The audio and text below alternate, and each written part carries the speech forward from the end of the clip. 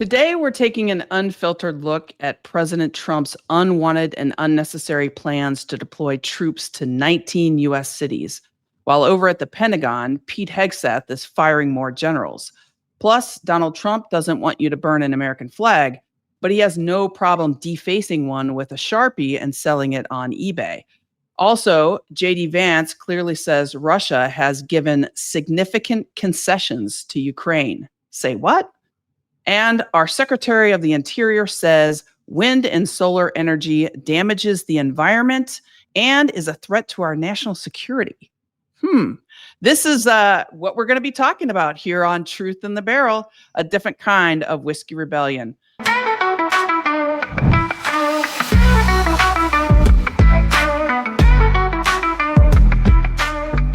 Welcome to Truth in the Barrel. I'm your co-host, Amy McGrath. Denver Riggleman is on travel, but I'm joined today by a great American, amazing Air Force veteran, patriot, fighter pilot, colonel, the first woman pilot in the legendary United States Air Force fighter demonstration team. We all know them as the Thunderbirds, Nicole Malachowski. Welcome, Nicole. Thanks for having me, Amy. Delighted to be here. A lot going on this week. Yeah, we have a lot to get through. So let's start out, though, Nicole, because we got to start the show tonight with some really sad news that we have to take a step back and recognize. This week in Minnesota, we all learned about the tragic mass shooting at the Minneapolis school. 2 children were killed, 17 wounded, some still in critical condition. And the mass shooting took place in a church on the second day of school. The shooter had a semi-automatic weapon, shotgun, a pistol. So clear intent here. And, these kids that were killed were the same ages as my kids. Right. And I know this is worth a much longer conversation, but I think it's important to just take a step back and talk about this a little bit. Yeah, absolutely. I mean, just a horrific tragedy. I have my husband and I have 15-year-old twins, and my heart is just aching for those parents, the parents whose kids didn't come home, the parents who are sitting by hospital beds right now, hoping for the best outcome, just a completely unnecessary, unadulterated, just tragedy. And, the question, of course, to the American people, to all of us is, how long are we going to accept this as the norm? I think, the data tells a story, and statistically speaking, this is a uniquely American problem. And, we have just gotten so entrenched, on this Second Amendment right thing, as opposed to stepping back and looking at, the larger picture. Here's what I know. What we've been doing isn't working. So at this point, we need to do something, anything, even if it's the smallest step in the right direction. The status quo is not working. We have to say enough is enough.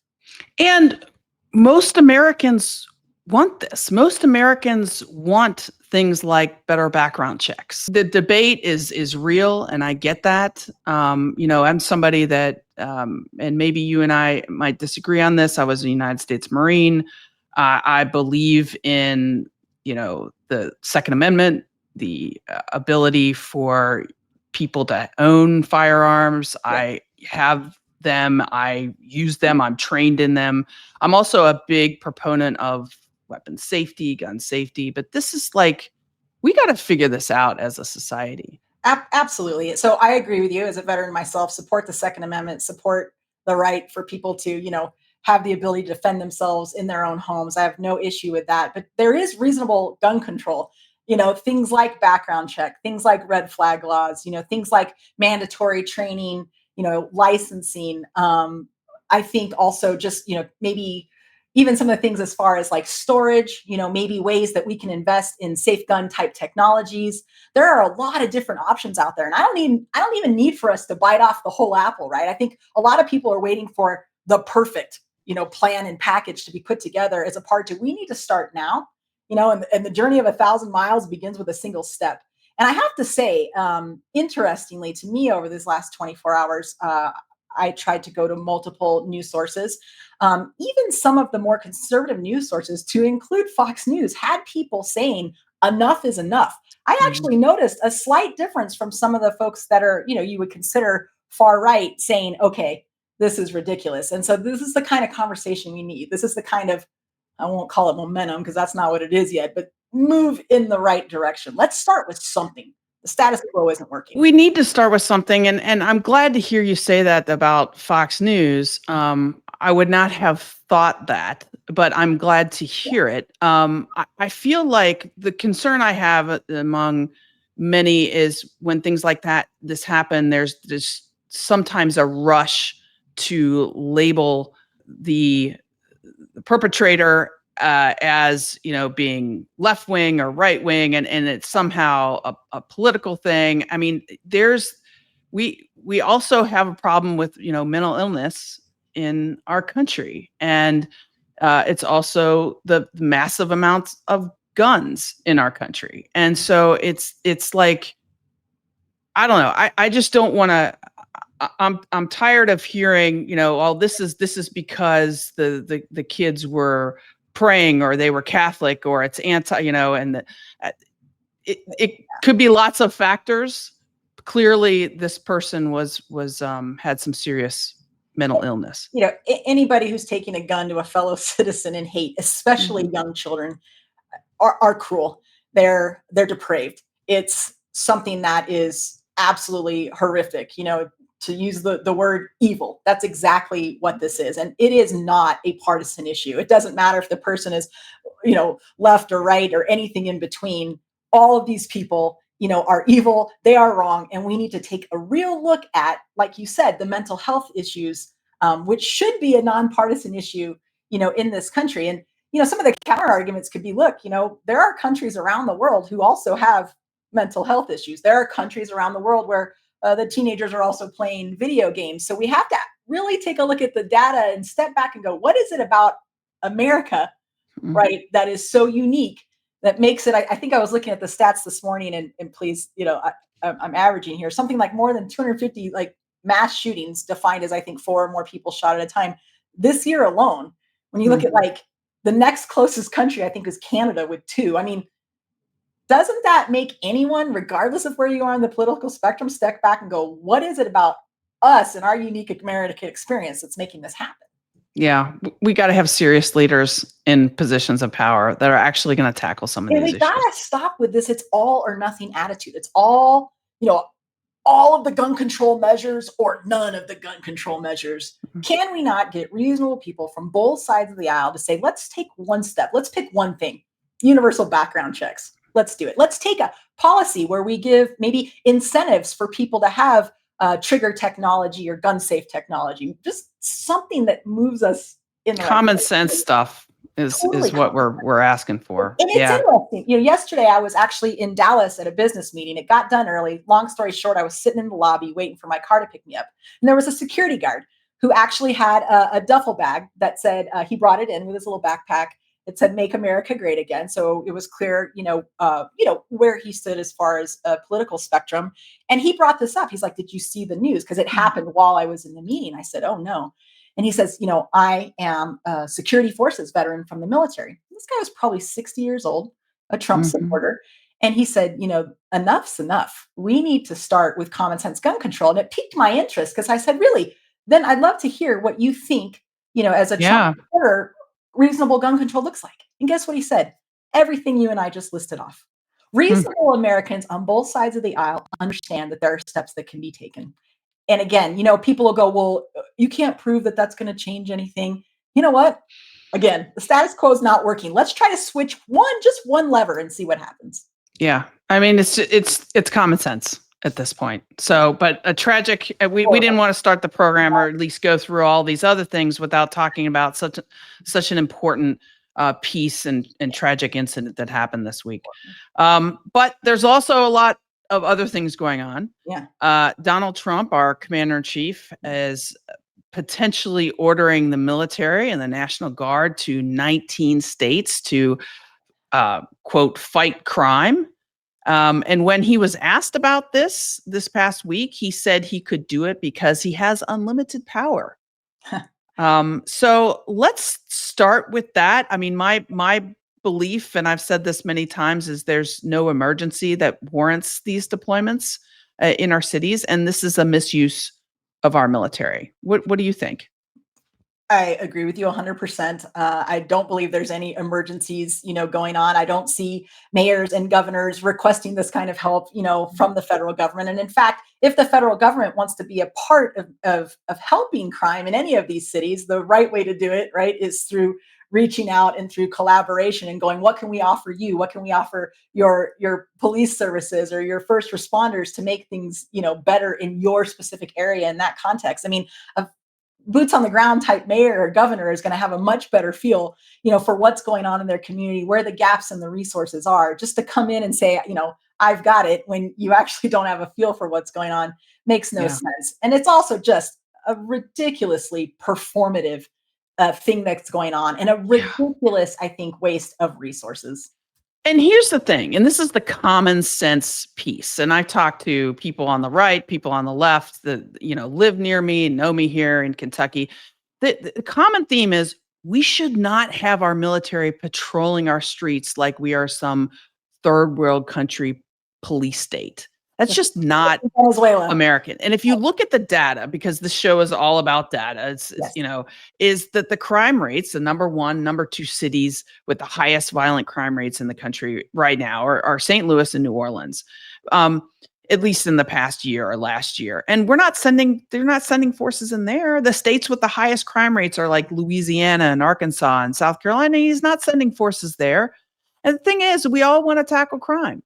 But you don't do that by sending the United States military that is trained and equipped for war. I mean, they're walking around in DC right now with like weapons of war on the metro. And I'll be honest, what I worry about is these National Guard troops, right, who are trying to serve their country, trying to wear their nation's uniform, doing, their best to walk a pretty fine line.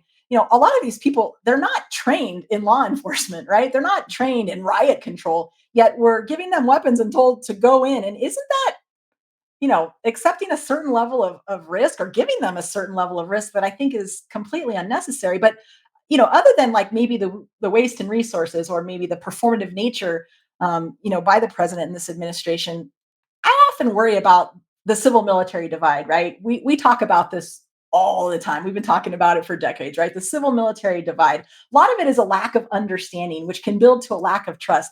Are we not, in a way, increasing, this lack of trust, or at least catalyzing a lack of trust between the American people and our military? That's the last thing we need, the absolute last thing we need in a democracy.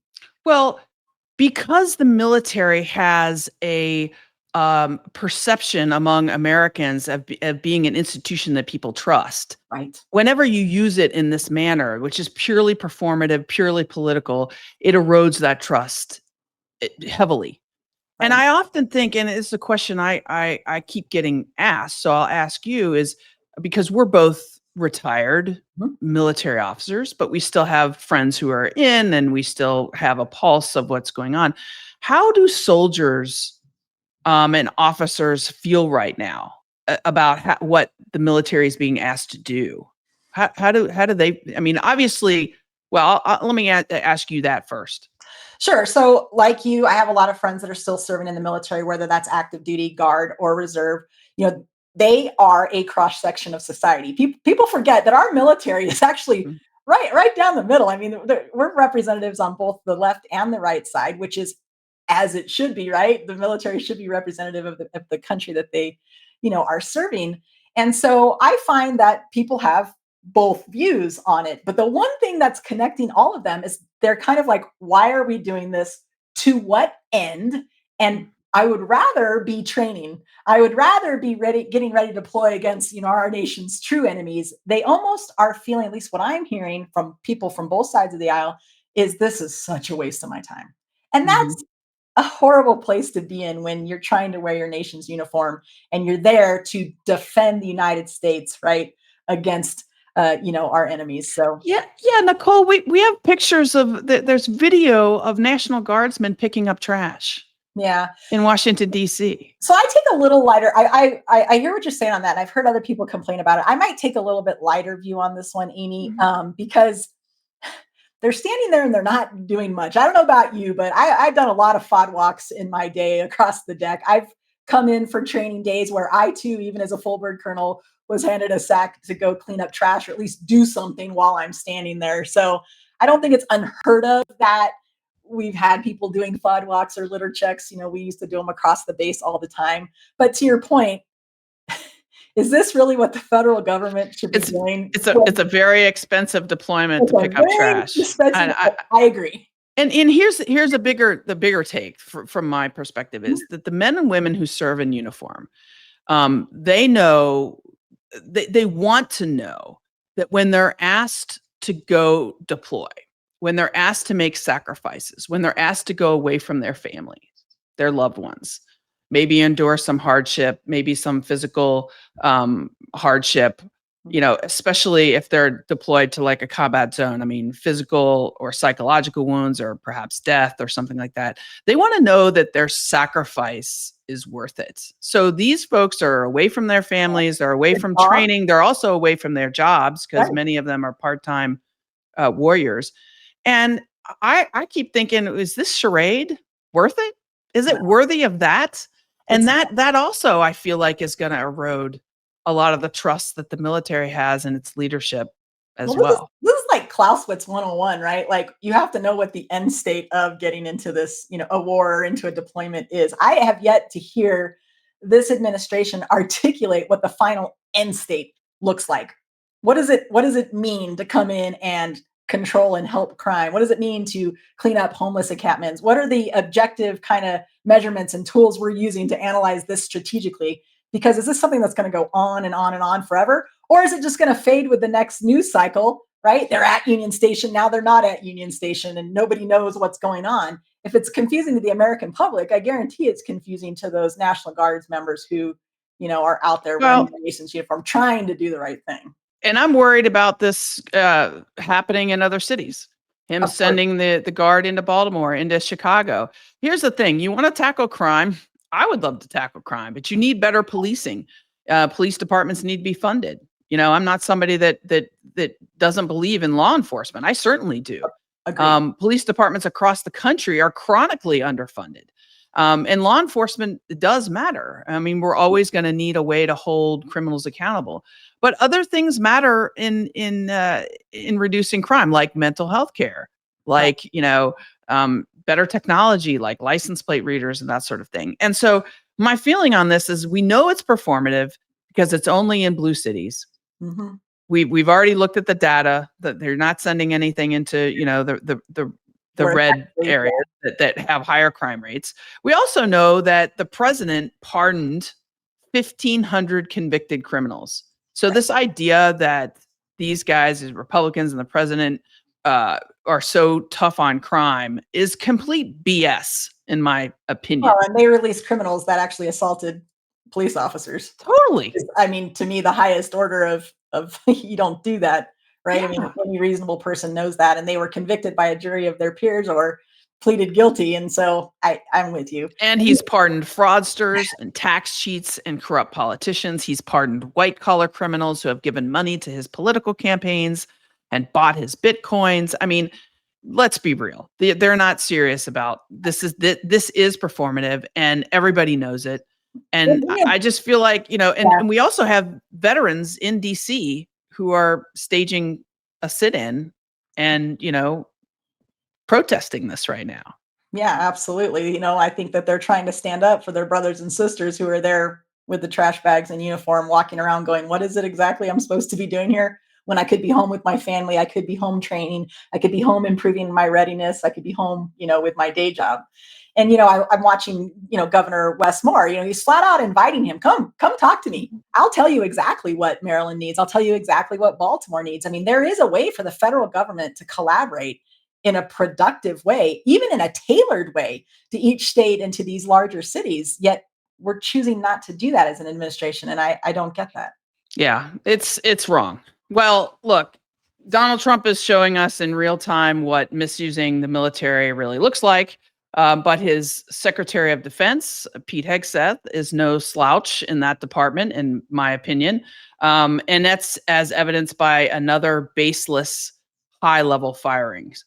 There's a lot of going on just in the past couple weeks. We know that Pete Hegseth and Donald Trump have fired before just the last couple weeks the chairman of the Joint Chiefs of Staff, the chief of naval operations, the commandant of the Coast Guard, Air Force chief of staff, vice chief of staff, and now, and also the head of the National Security Administration. Mhm. Now they've fired the acting head of the National Security Administration and the top lawyer at the National Security Administration and the head of the Defense Intelligence Agency. And there's a backstory for both of those.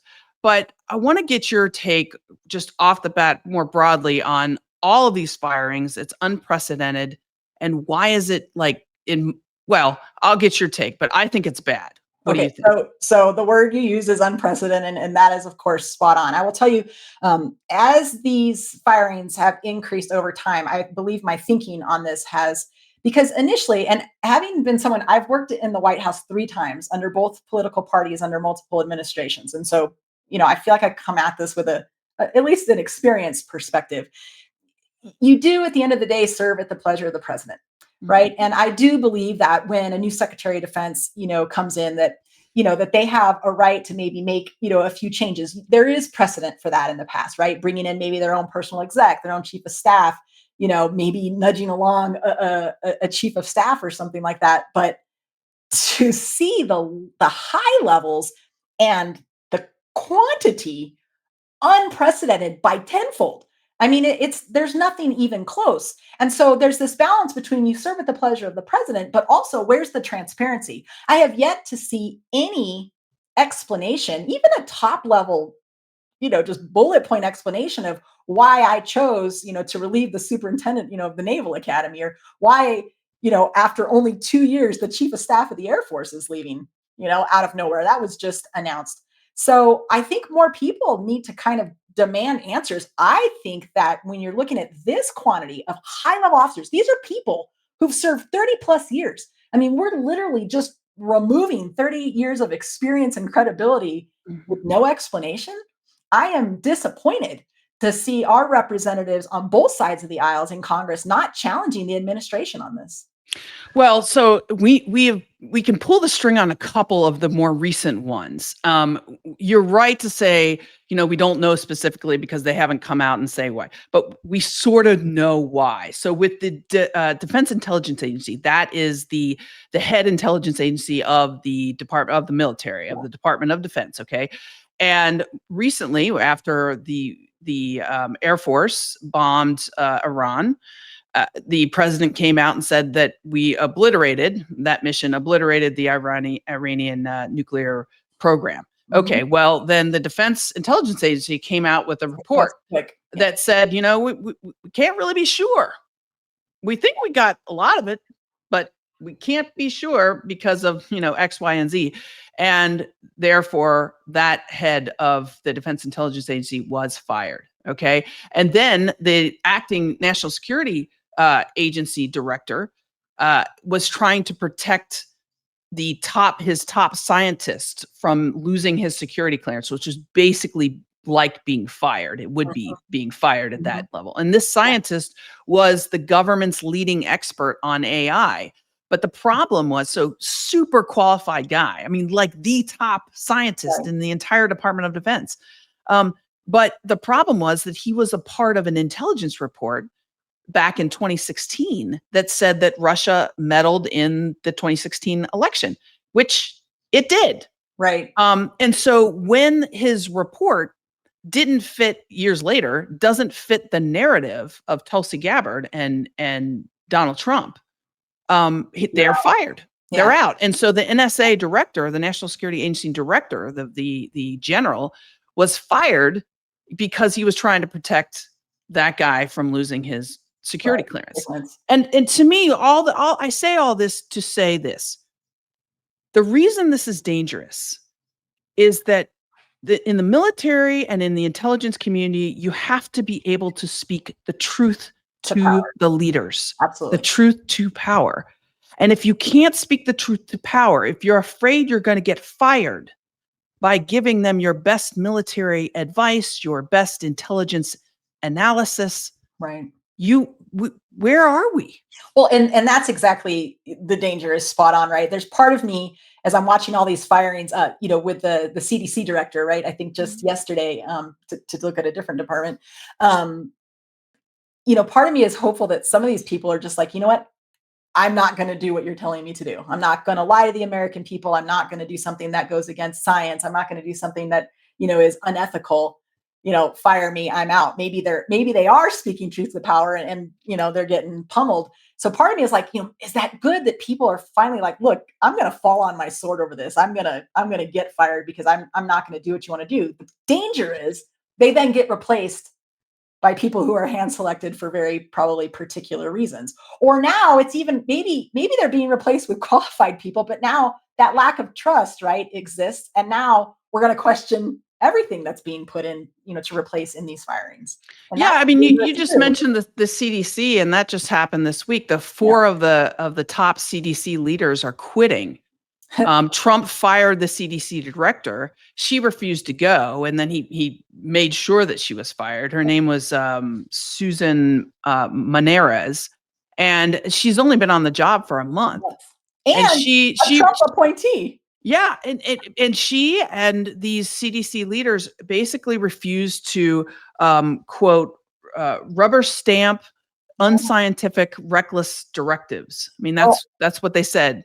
And then one of them was the National Center for Immunization at Diseases or something like that. His name was Dimitri Desalius or something, and he wrote an email that was really interesting. And he basically said, I'm not able to serve in this role any longer because of the ongoing weaponization of public health. I recommend everyone watching and listening to this podcast go read that email, because I read the exact same thing. And if it doesn't kind of hit you or shock you or make you feel uneasy, I don't know how to help you. I mean, this is somebody with decades, of experience. As you know, and maybe some of your listeners, I am very big as a patient advocate in the Lyme disease and infectious diseases spaces. And even Dr. Jernigan, who's at the head of that, who, we've been looking to and following for decades, was one of the guys who resigned. And remember, Secretary Kennedy has been very vocal about the fact that in September, I'm gonna solve the mystery of autism. And I can't help but wonder if whatever he's preparing to announce is directly related to these resignations. Well, on a side note, and because we just got into the CDC, the federal government would only approve the new COVID vaccines if they limited who could receive them. So you have to be a senior citizen or young adults or children with like underlying health conditions. I mean, these people are not, they're not experts. They're not doctors. The experts and the doctors that are there are quitting because they see the danger to this. Places like the CDC, the military, they're being completely politicized right now, and it's going to cause, I think, some deaths in our country. I think it is definitely dangerous. I think it's risky. I think it is this lack of accountability, right? Where did the checks and balances go? I keep watching all of this and just screaming, where are our elected representatives, Republicans and Democrats alike? I don't see anybody pushing back in any kind of effective way on any of these things. And that concerns me deeply, right? Because our elected representatives are really our voice. That is we the people. That's our, our way to talk to the federal government in a meaningful way. And they're not sticking up for us. Well, I have this idea that there are some agencies where the age of Trump has it has so polarized these agencies and essentially made them ineffective. CDC is one of them. FEMA is another one, where the American people don't trust the agency itself based on who is in the White House. Right. And so my feeling is that we need to take those agencies and make them independent, like the Fed, like the Nuclear Regulatory Commission, the Nuclear Regulatory Board. I mean, that is like the gold standard of nuclear regulation in the world. And it's that way for a reason, because it's independent. You don't mess around with nuclear power, right?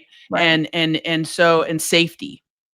And I feel like we need to do the same thing for some of these other organizations. Yeah, I haven't considered that something certainly to think about. And Mm. even if that is like the right way to go or the right thing to look into, where are the courageous people in Congress who are willing to say, hey, maybe we should stand up a committee to look into something like this? There's just, I don't know, is it fear? Is it a lack of courage? Is it just protecting, my position? Is it a combination of the above? I don't know. Well, the first thing it needs to do is we need to impeach RFK Jr. But I'll just say that right now. All right. Yeah. Much like there is no need for the military to police our cities, we likely do not need an executive order making flag burning something that we should prosecute. But mostly there's not a whole heck of a lot of flag burning going on. But this week, Trump put out an executive order on flag burning. Your thoughts?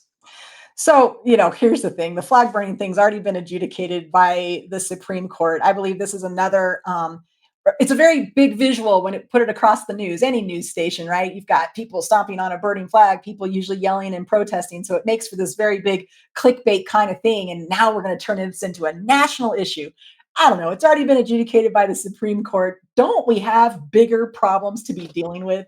Don't we? Does my president not have bigger things going on in the world than to deal with this? And if you actually read the executive order, right, the words were actually parsed pretty nicely. It said something along the lines, should the flag burning run afoul of, so what they're going to try to do is go, oh, you're disrupting traffic, or, oh, you're breaking a noise ordinance. So I read it as, it's not necessarily the flag burning itself, because legally, I don't think they have a leg to stand on.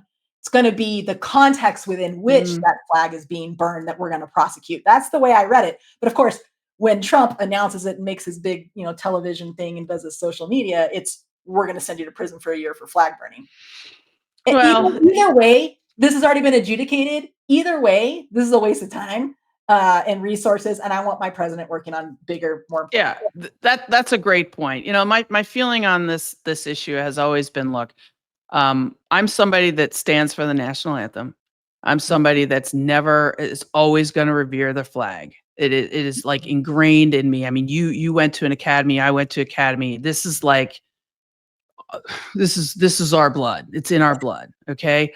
That said, the United States of America, veterans like you and me and those who gave their lives for this country in wars and in previous generations, they fought for freedom. They fought for the freedom to have government not tell you what you can and can't do and tell you what you can and can't say. I've been in countries where the government tells you you can't say anything bad about me. Right. You can't put that picture up. You can't do that. And that's not America. And so veterans get that. Like, we get it. We revere the flag. And here's the other thing that's very interesting to me about this whole thing, especially with Donald Trump, the guy who hugs the flag, right? Mm-hmm. A lot of people, when I drive by the MAGA tents, when you're out and about during election season, and you see all these flags that Donald Trump's face on them, right, and all kinds of other stuff, writing and stuff like that, Sharpie pens and things. That's defacing the flag. It is, and it's against the US flag. Yeah, but that seems to be perfectly okay, right, for these guys. I can't stand it. I don't like. I'll just be honest with you. I don't like flags to be defaced at all. I don't like them with a red stripe. I don't like them with any color other stripe. If you want to celebrate who you are, a state or something, you create your own flag, right, and do it separately. Don't take the American flag and put something else on it. That's just me. Yeah, no, the American flag, I agree with you, as a veteran, is absolutely, sacred. And I try to teach, my kids that. But to your point, it's about defending freedom. And again, this is, I think, just this is completely symbolic. It's a waste of, everybody's time. And I think it's super interesting, though, the Republicans, I used to know them as the party of small government, right? Keep the government out of your business. Keep the government small. Keep them out of this. And all we're doing is growing federal government interventions everywhere from Don't tread on me. yeah, from flag burning to sending the National Guard in. It's like, Yeah. what happened to the old Republican Party? Or at least they're talking out of both sides of their mouth. So even sometimes I'm confused. I'm like, do they even know what they're talking about? Some of these people who voted for him, like, step back and analyze critically the actions versus what the party's platform has always been. Yeah, I know. I mean, they've changed a lot. Now I'm afraid it's a cult that is a big kiss ass for one person. But I have that's to I have to hold out hope that, and maybe this is a defense mechanism, maybe, but that there are good, the old school Republicans, right? The people you could disagree with policy wise, but we're still dignified and civil gentlemen and gentlewomen. Where are they?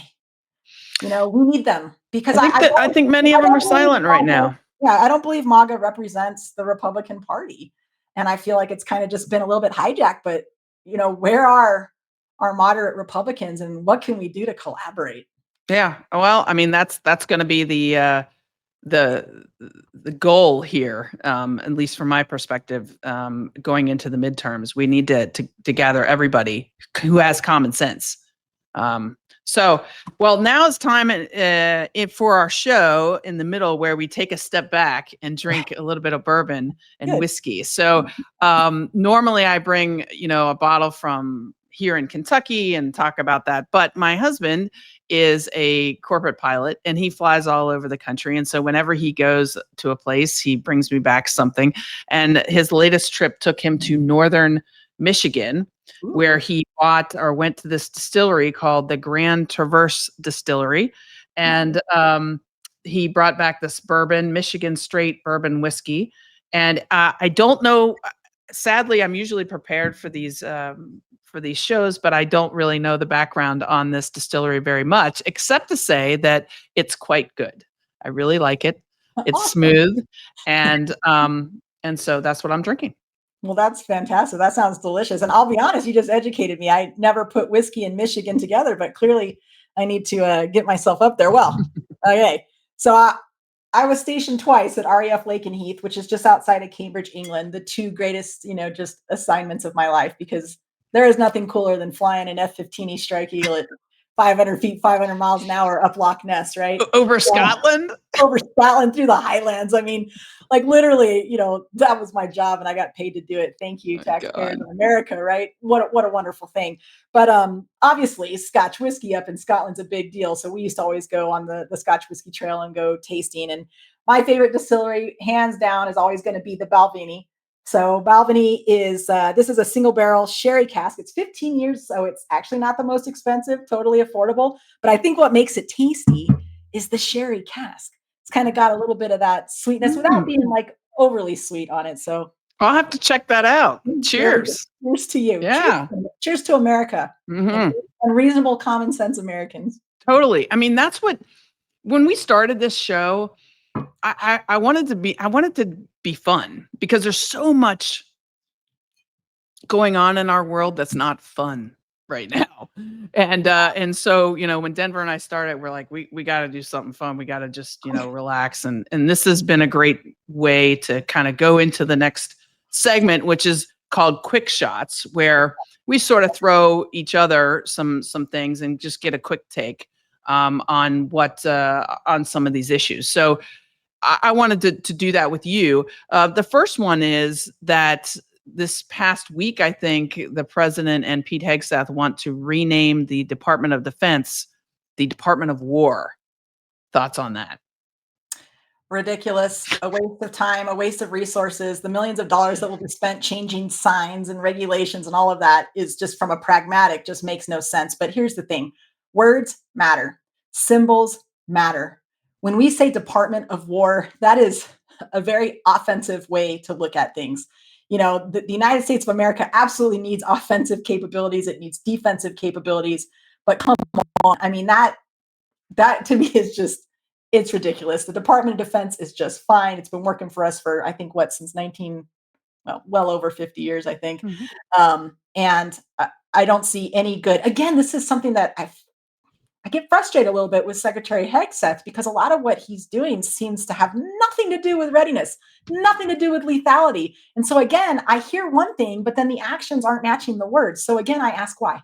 Yeah. Well, so I have a little bit, it's not a different take, but That's okay. similar. I think it's dumb, but I think it's also dumb for the reason of it's not what America should stand for.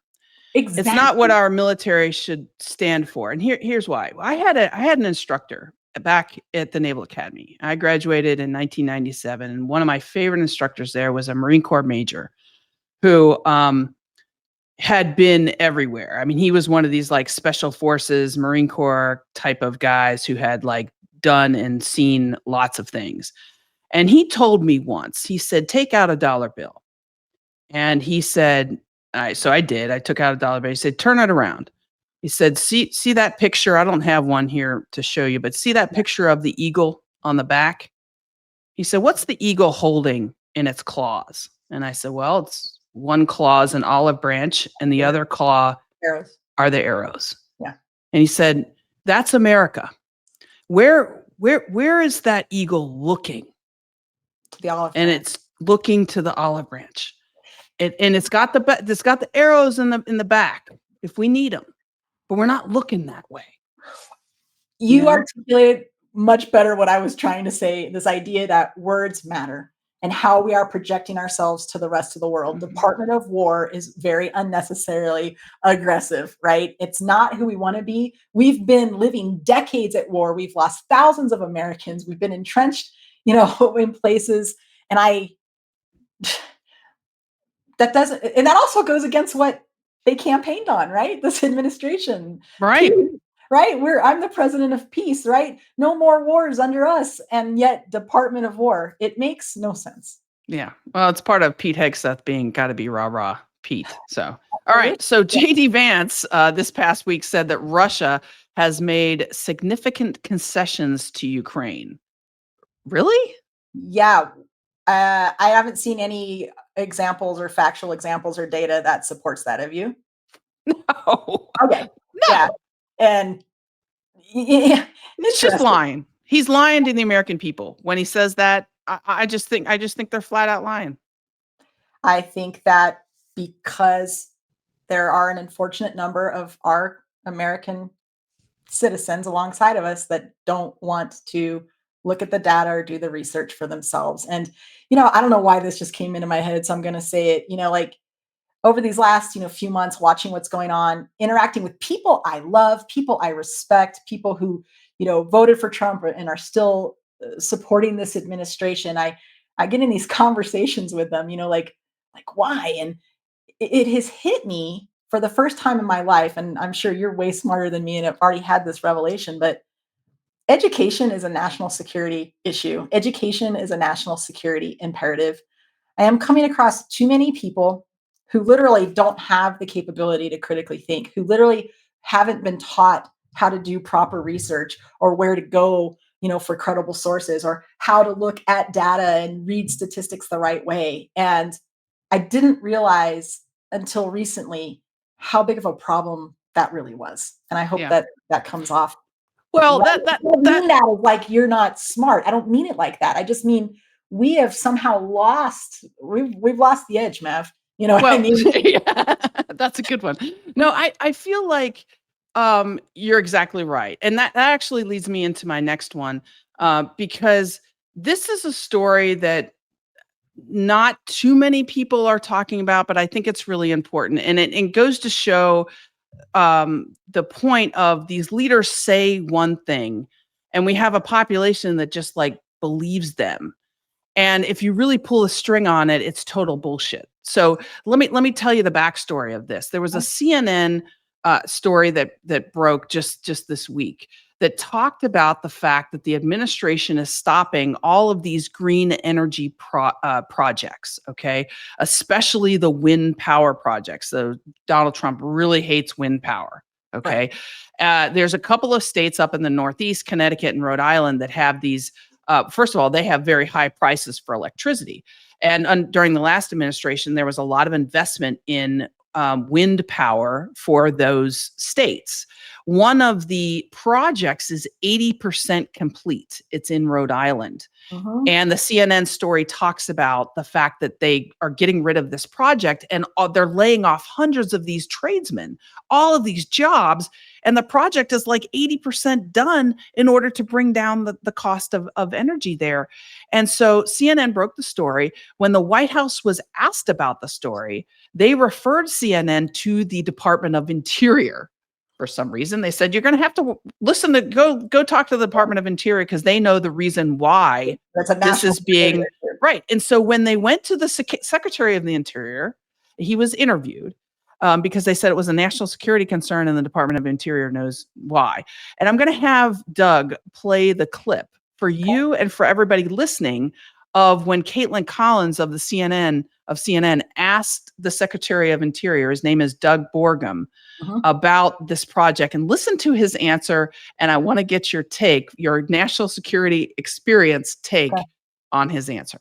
Doug, can you play that? I mean, Sean just today publicly shared, during the cabinet meeting that there'd been a report that had been buried about the fact that a wind farm, if it's too close to a railroad or a highway, could affect the electronics. But the Pentagon reviewed this project in 2023, and they found that there were negligible national security impacts. So what are the specific ones that this administration is so concerned about that you would stop it if it's 80% of the way done? Well, I think in particular, there's concerns about radar relative to undersea, and doesn't have to be a large Russian sub, but undersea drones, the new technology. I mean, the war in Ukraine has shown that swarm attacks by drones, if you're going to launch one into our most populous part of our country, the Pacific Northwest, the way a bad, people with, bad ulterior motives to the United States would launch a swarm drone attack through a wind farm.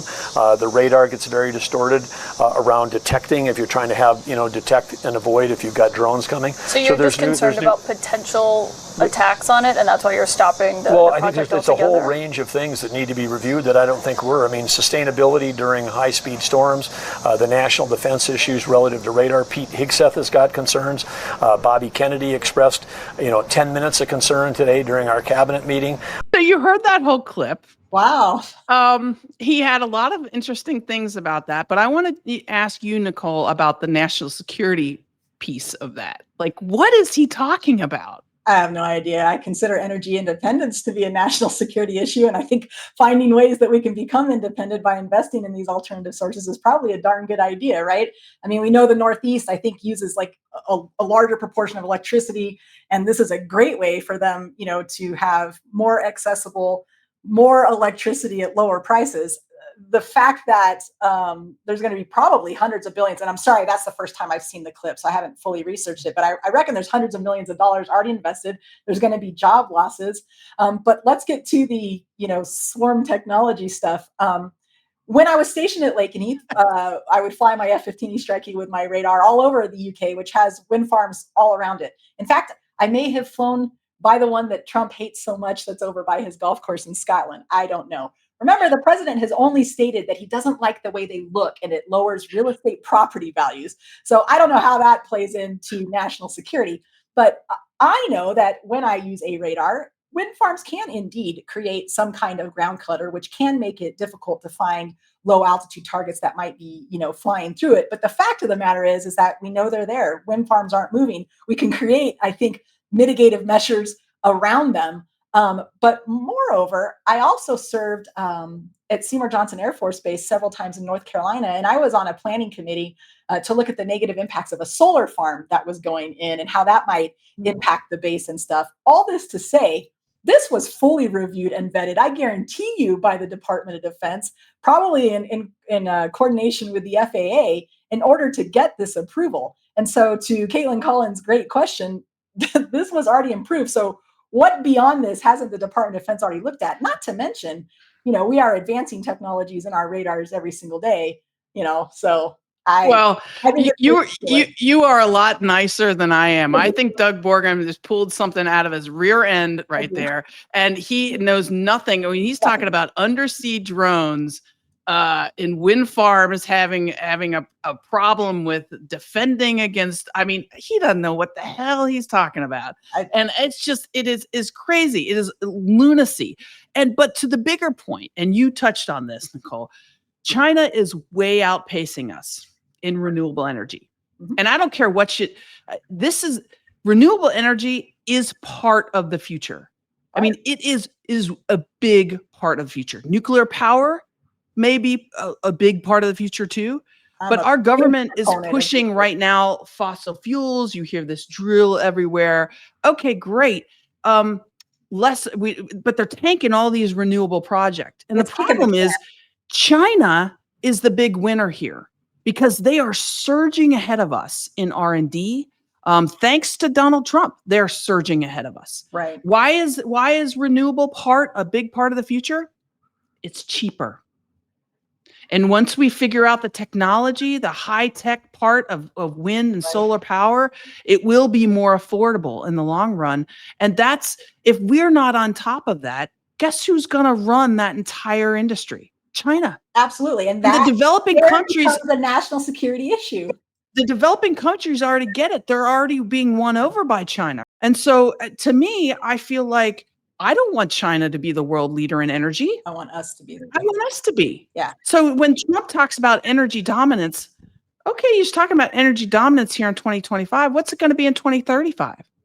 Because he's making us go in the wrong direction. I'm not worried about a swarm attack coming from underwater off the coast of Rhode Island when the Department of Defense and the FAA already looked at, mitigated all of that prior to the project being reviewed. I'm concerned about energy independence, right, being the actual national security issue here. Not to mention just the loss of all that money invested, the loss of the jobs, that were going to be to maintain those. I don't even know. There's probably hundreds, if not thousands, of people that were going to be dependent on this. I'd be very disappointed at this point for sure. Furious. Yeah. And the loss of we invested, taxpayers invested in these projects, and now it's just total fraud, waste, and abuse to cancel them at this point. And here's the thing about Doug Burgum, the Interior Secretary, he was super for renewable energy when he was the governor of North Dakota, and now all of a sudden he's a Trump sycophant. Yeah. So Trump doesn't like what they look like, so he's against it. I mean, again, we have people in power that just have no backbone. It is interesting to see, the Department of the Interior weighing in on, Department of Defense, issues. I'm like, you might just want to stay in your lane. But, I wasn't familiar with his positions, on this ahead of time, but I was delighted to hear you say and mention nuclear energy, because I actually think there is almost unlimited potential there as far as cheap, effective, easily deployable, even globally, to raise up communities around the world that need it. And I think it's been a real missed opportunity for the United States. Maybe we can talk about that sometime in the future. We do need to talk about it. It is a very important the issue with regards to power. You also have some challenges with regards to the ability to weaponize at a certain level. So we have to that's why we need diplomats. That's why we need understanding of this technology and all that. But yeah, nuclear is a big piece of the future. So, well, good. So now we're gonna close out our show, which has been awesome, by the way, with a cheers. This is what we do every time. We never want to leave on kind of a serious note. We always want to talk about good things that have happened. And I have two that I want to bring up. The first one is that in Iowa, there was a special election. It was a super Republican held seat. The Republicans have the super majority there. I'm a Democrat.